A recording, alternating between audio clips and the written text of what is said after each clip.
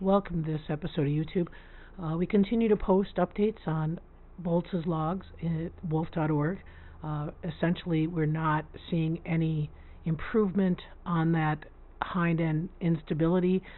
Again, if we look at this wolf situation, the front of this wolf, he is alert, he is active. You can see here he's excited about having a deer leg.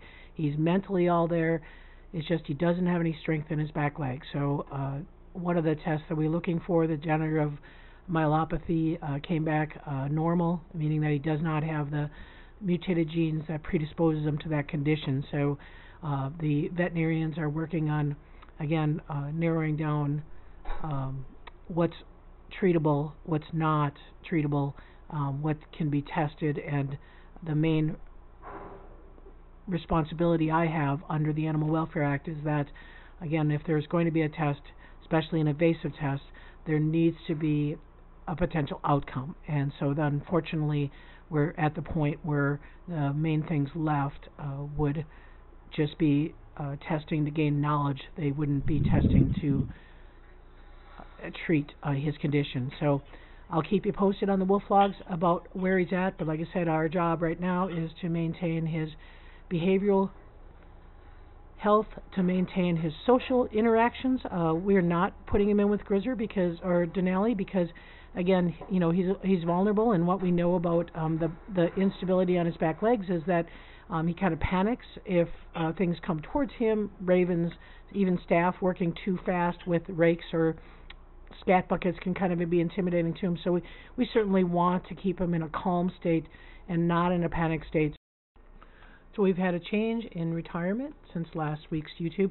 Grizzer doesn't like being separated from Denali, so now we're feeding them together. A little bit of a challenge because Denali is very food possessive, but we are, again, working with multiple staff trying to draw them into different gates. As a matter of fact, we feed oftentimes Denali at the transition gate next to where Bolt's is, and Bolt's and he have nose contact, and actually Bolt's did a lip curl and snarl at Denali, defending his meatball that he was getting at the same gate. So it's good to have those guys have some interactions and be able to display some of those food behaviors. So Grizzer's going to demonstrate what he typically does after feeding, which is called a face wipe.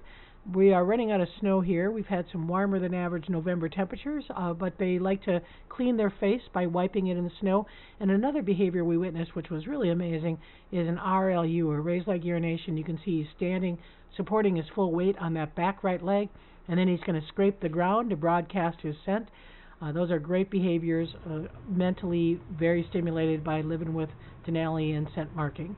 So speaking of scent marking, the exhibit pack of Axel and Grayson needed a little distraction. Last week they were a little focused on a lot of activity, human activity, especially younger kid activity at the window. So the educators had thrown out a couple of bones with some marrow in it, and thanks to Andy Nelson for bringing those up.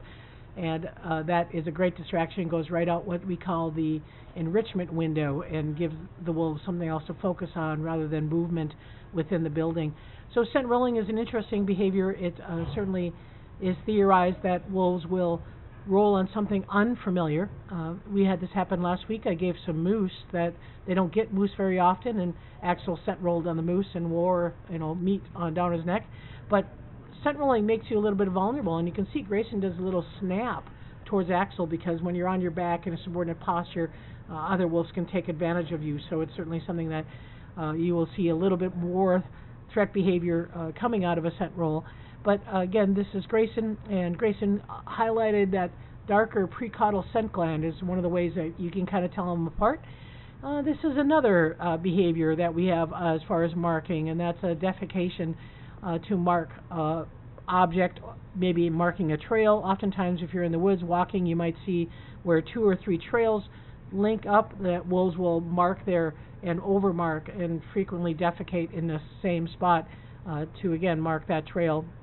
Every time they defecate, the anal scent glands bring out a unique scent to that. So Grayson's going to continue to scent roll. He's not scent rolling in the scat. He's still scent rolling on the bone, although he's going to get scat in his body if he continues to scent roll on that. So we do collect scat every day to avoid the wolves scent rolling on things that we have to pick out of their hair.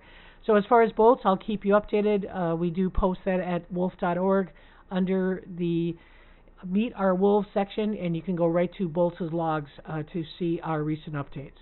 Thanks for watching.